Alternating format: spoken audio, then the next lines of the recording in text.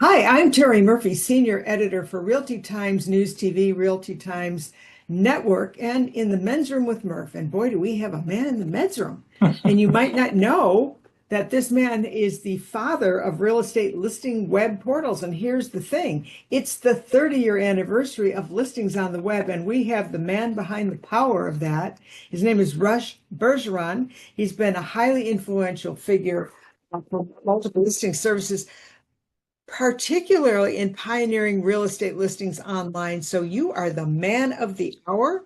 Welcome, Russ. Well, thank you. It's great to be the man of the hour. Well, And actually, Brad, welcome to the men's room. yeah, welcome to the men's.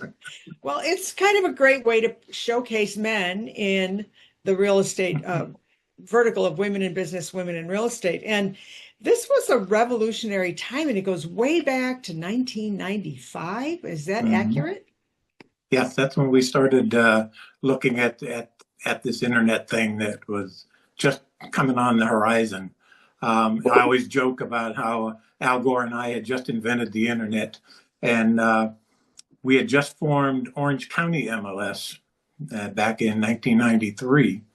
That's how I first got into the MLS business. And and back then it used to be you had to have a modem on our end and a modem on the user end, and you would dial up and it would make that funny sound, when you used to go to AOL and you hear that screechy sound.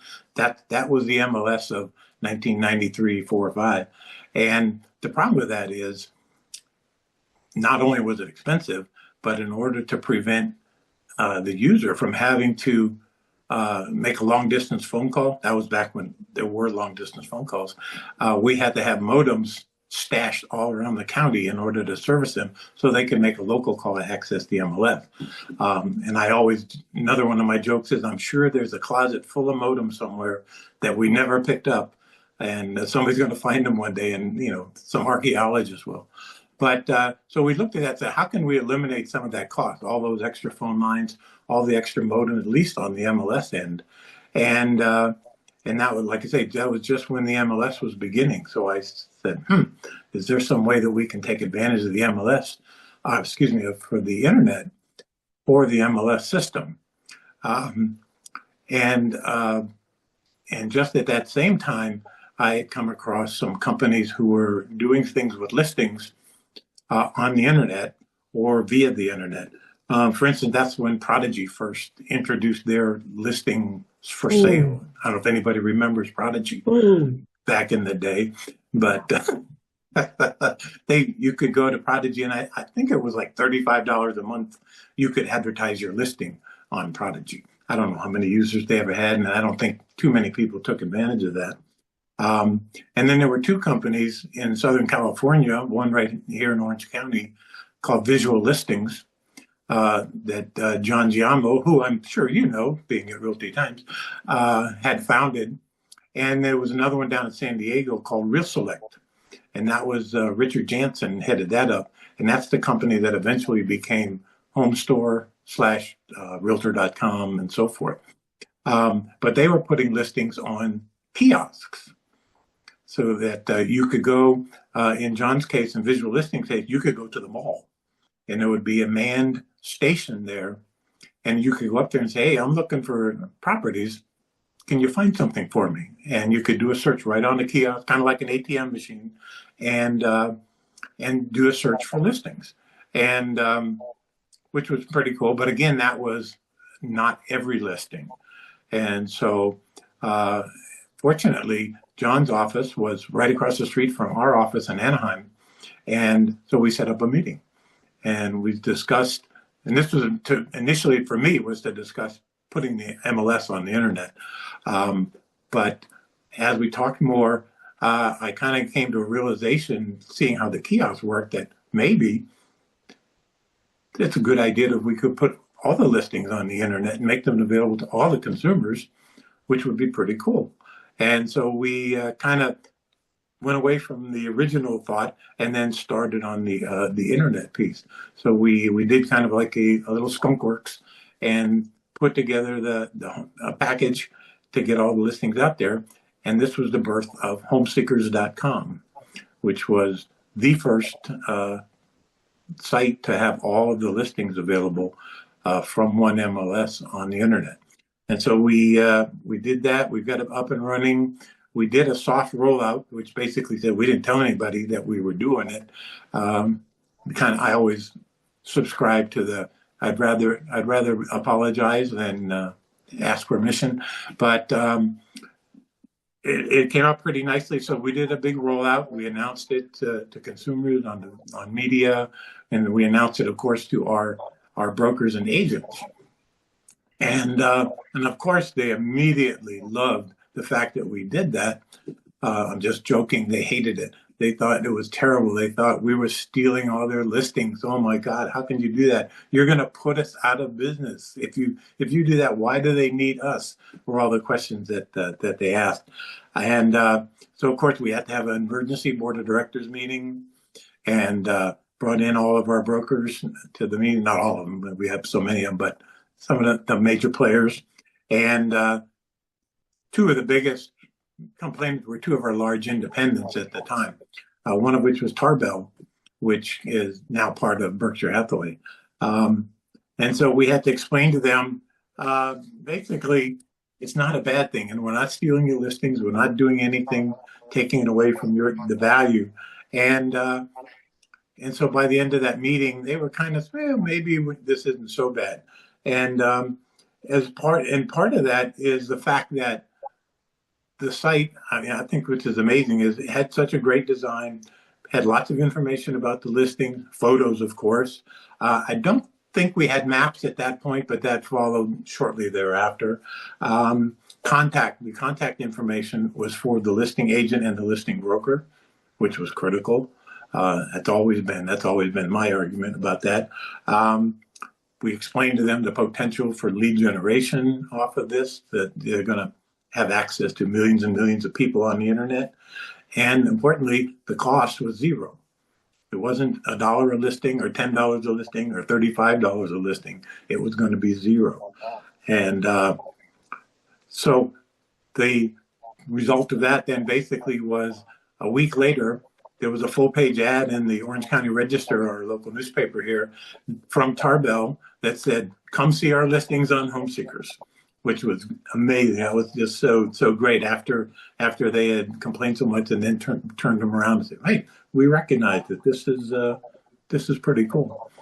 And it's interesting that you bring up the $35 because I was actually practicing real estate, and I remember in the old days, very old days, that after you typed up the listing and mailed it hard copy to your MLS, you had a charge of $35 or more to get it on the internet. Yep. And then, having been part of the Realtors Information Network, which became Realtor.com, and they went through the evolution of what it was going to cost. It was $5, and it was $1, and then it was, and so funny that you would bring that up. Yeah.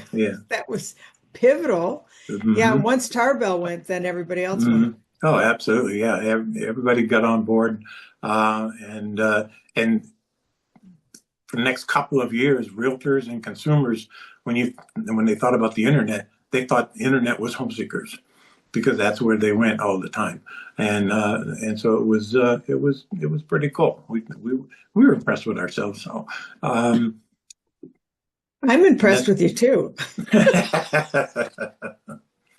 But then it went farther. It went farther than that, because you talked about what now we know as IDX.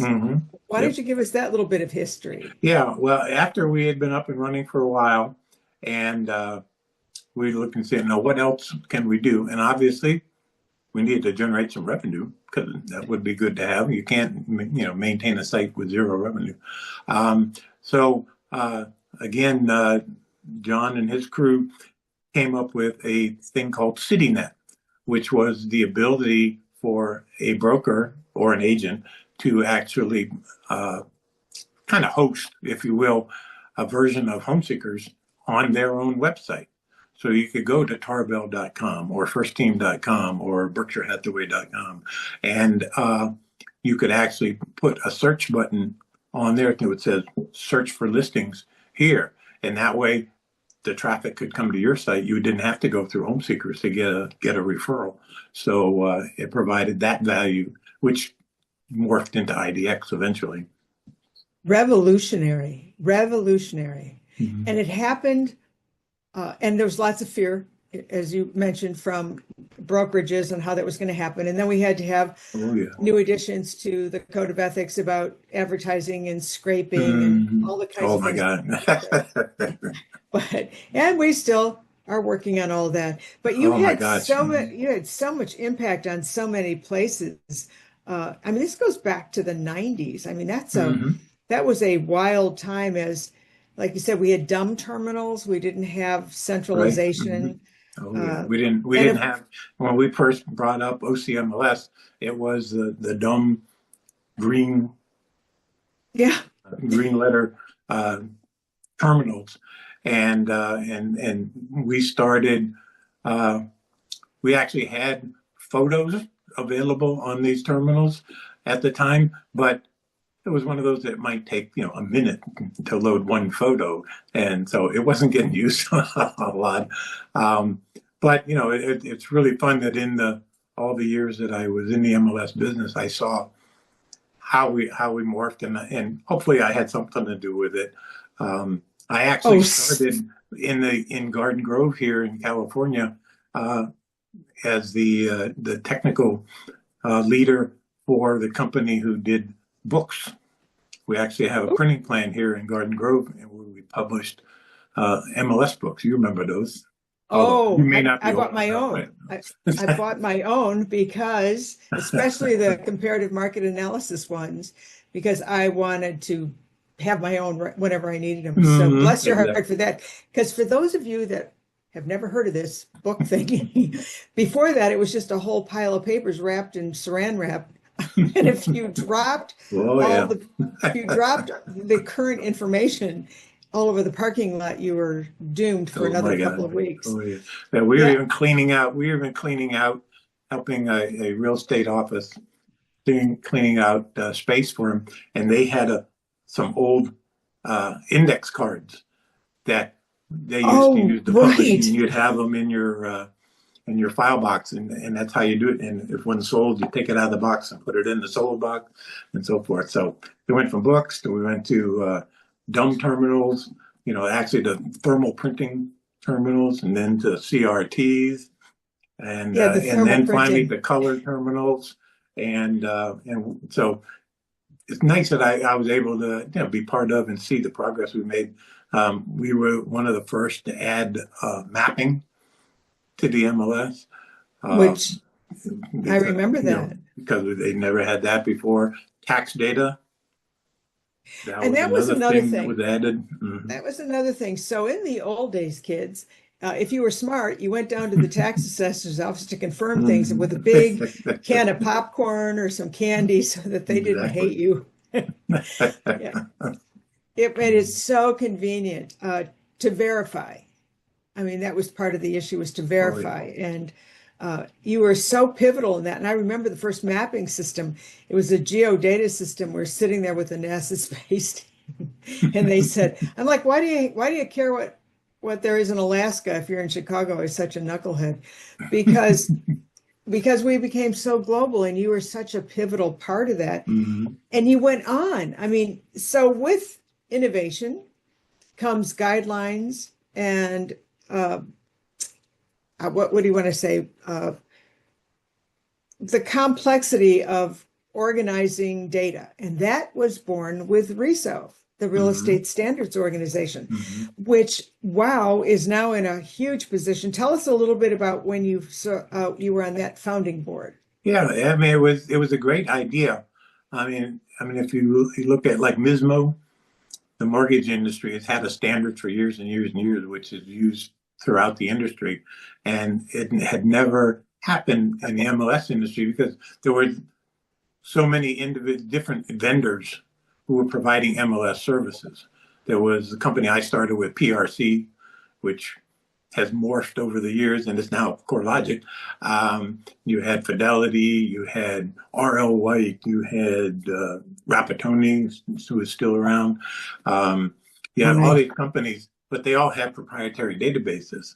So if a vendor came along who wanted to merge a bunch of data sets, like for a website, it was a pain in the butt because you had all these different databases that you had to then morph into, or even brokers. A lot of the big brokers were doing the same thing, especially if they spanned multiple MLSs in order to combine data into one big database to use internally. It was a pain in the butt. So RISO was formed. Actually, it was NAR who spearheaded that early on. Unfortunately, not to knock NAR too much, but kind of when projects like that happen at NAR, they kind of don't go really quickly. And so it kind of sat for several years. And then a bunch of the MLSs got together and said, maybe we can help this move along. And so, and I think it probably the push came from the Council of MLSs and said, we need to maybe have a separate organization that includes all the players in the industry. And so what we did was, okay, let's get together and say, okay, what can we do to push this along? And so that's when we started actually making some progress, and it got really down to the nitty gritty at some point, because you were looking at each individual field to say, okay, what should a standard field include? And you think, how hard can that be? Take, for example, bathrooms. Oh, God. we had so many discussions. I think they're still going on today. They're still going on. They're still going on. How do you define bathroom? What is a full bath? Do you do it by number of fixtures? Do you do it by, square footage? And then what's a quarter bath? The fields were already confusing back in the day because a half a bath could have been 0.1 or it could have been 0.5. And then how do you put in a 3/4 bath? I mean, it's just, and now we're looking at that on a universal global level because then it's right. Totally different. I mean, this is what you started. So I apologize. But you're right. The fields, oh my gosh, that was so difficult. And how about garages? Were they attached? Weren't they attached? Exactly. That must have been a colossal. It was a lot of discussion. I remember. I mean, one of the preliminary ones is that didn't get a lot of notice, but here in Southern California, we had several MLSs that were using the same MLS system, the Stellar system, or it may have been Ultra Pro at that time, but it was a PRC system, and so we got together. There were probably 6 or 7 MLSs in Southern California that we got together and say, hey, since we're on the same platform, why don't we have the same database? And so we did a big project, probably took, I don't know, a year and a half, 2 years to standardize the databases in all these MLSs so that they were all the same. So that if you were a broker or an agent who worked multiple areas and had to go to multiple MLSs, at least when you logged on to that other MLS, it looked just like yours. So that was a step. And then later on, we took the next step and created a thing called CARETS, the California, what was that? California Regional, I don't even remember what it stands for.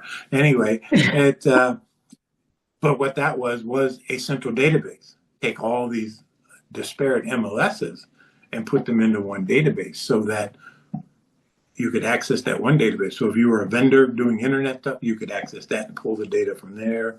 If you were a broker and wanted to pull data into a database, you could pull it all in there. And so that was pretty cool. And then eventually that went away only because there's so much consolidation that went on in the MLS world. Because that's how today here in our area, we've got the California Regional MLS, which is huge. Orange County MLS and huge. Southern Regional MLS and Southland MLS and MOR. There were so many MLS, so they're now at least under one umbrella. So that's great. Because you have to have contrast to understand that even in the day, if you were in one county, you couldn't get the listings in the other county unless you were a member of that board. Exactly. So it was a battlefield, but it was it was a battlefield because everybody wanted to retain their data. But now data is everywhere. And now, Exactly. as you notice, people have been able to figure out what to do with data to help either sell or connect. Right. And so you had so much to do with that. You talked about services, including public service apps, the whole apps concept. Nobody knew what an app was then. How did you know that? Well, it's application. I mean, it meant kind of a different thing early on in the data processing industry, but apps now is, I'm on an app right now talking to you. I But know. yeah, there were things, I guess, kind of peripheral activities that weren't historically part of the MLS. For instance, anything to do with mortgage, that was really not part of an MLS. I mean, brokerages, a lot of big brokerages obviously got in the mortgage business because they could make money doing that, which is fine. But things like there's one out today that's very popular, has done really well. It's called Down Payment Resources. I don't know if you're familiar with Right. it. We had it there in Chicago. We were one of the first to upload it to the MLS in Chicago. And what that allows you to do is take a listing and see what down payment programs are available to assist you in buying that property. And when we first did it in Chicago, Rob Crane, who heads that up, they do a search to see how many of your listings are impacted by some kind of program. It could be one small program or it could be several programs. And I think the first run through was 75 to 80% of the listings in the database had some kind of down payment program that they were eligible for. Because it Wow. depends on geography and price range and all that kind of stuff. But it's huge. And that's one of the apps. So that's the kind of stuff you want to look at is what can you do to help your customers sell houses? Always. And that's obvious, Well, especially as they got more expensive and down payment was critical. well, it got more complicated, much, For much more sure. complicated because so think about all the fields we were able to add, like school districts, Oh my and God, yeah. and Test scores. special, oh Mm-hmm. my gosh, and special assessments, and was Mm-hmm. it FHA qualified for that kind of loan? You were just Mm-hmm. amazing, and that doesn't surprise me that you were recognized in publications like Inman News and Swanepoel's Power reports. And you know that you were on so many advisory boards that now they're critical to the real estate industry, like the original super lock boxes. I have one over there that's That's right. moldy, and you had to set it with like a locker, and now it Mhm. can tell, it can do digital recognition. I mean, Mhm. Oh yeah. that made you truly the father of real estate, Yeah. and it was your foresight in embracing this digital interface and transformation that was where we are now. Mhm. And it always takes a journey back to see the humble beginnings Mhm. and literally the prejudice and the bias and the fear that people had going forward. But look at what you've done. It's a tremendous legacy. And now, literally, I think you're responsible for profoundly shaping how MLSs are done today. And now the next step with RISO is to go global. How do we Mhm. provide standards, data standards, so that we have Mhm. more truth and transparency and dependability and efficiency in the industry? So, in case you're thinking about not working, I think there's some more opportunity for you. There you go. Russ, if Maybe I get somebody some wanted, travel. I get some travel out of it. Huh? Well, yeah, exactly, which isn't that much fun, by but the way. it's interesting with the international aspect is that in order to do that, what people had to do is overcome some of those same biases and the proprietary and all that kind of stuff that we had back in the day. And now they're kind of facing it again. Because, I mean, especially like England. England still does not do MLSs. Because if you want to find property in England, okay, I got to go to this office. Now I got to go to this office. I got to go to this office. So It gets worse. You could go to Iran and they open up a big old leather book. yeah. Yeah, it's going to take a while. It's going to take a while. Mhm. So yes, internationally, I mean, the internet has brought us together on a Mhm. global basis, and I really must I personally thank you, and I'm sure there's millions of people out there that also thank you because of the evolution of the transformation of how real estate's done today. If someone wanted you to speak or be on a panel or look to you for an article, what would be the best way to reach you? You can just send me an email. I'm pretty accessible. I've kind of gotten off of social media recently. It's good for my you. sanity. There's that. I know. I was kind of a prolific on Twitter and Facebook and even on LinkedIn, and I've kind of backed off from all of that now. And so my mental health has improved considerably. Yeah. But feel free to email me at rjbsocal@gmail. So that's RJB as in my initials and SoCal as in Southern California @gmail. Well, I must tell you, there's so many people that are in a better place because of one person, and you especially putting up with John Giamo, which is both wonderful and dangerous, and another John who was technological, Mr. Hensley. At the end of the day, we owe you a huge debt of gratitude. Thank you so much for joining us. And I hope if we can do a follow-up, you would be available to speak with us again. Absolutely. Thank you so much for joining us. I'm Terry Murphy, bringing you the best of what's happening in real estate on Realty Times News TV. Thanks for joining us. Join us again soon. Very good. My pleasure.